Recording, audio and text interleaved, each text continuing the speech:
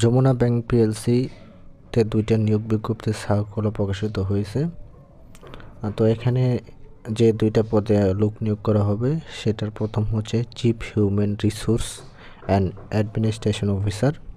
তো এখানে ভ্যাকেন্সি আপনার কতজন লোক নেবে সেটা উল্লেখ করা নেই, তবে এখানে আপনার শিক্ষাগত যোগ্যতা চাওয়া হয়েছে আপনার হিউম্যান রিসোর্স ম্যানেজমেন্ট বা বিজনেস অ্যাডমিনিস্ট্রেশন থেকে আপনার মাস্টার্স পাস থাকলে কিন্তু এই পদটাতে আবেদন করতে পারবেন।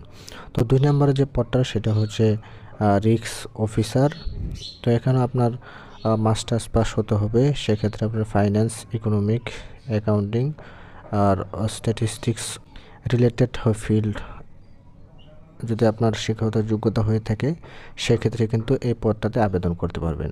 তো এখানে আবেদন শুরু হবে 13 অক্টোবর 2025 থেকে এবং আবেদনের শেষ তারিখ হচ্ছে 30 অক্টোবর 2025। তো এই সময়ের মধ্যে অবশ্যই আপনাকে আবেদন করতে হবে।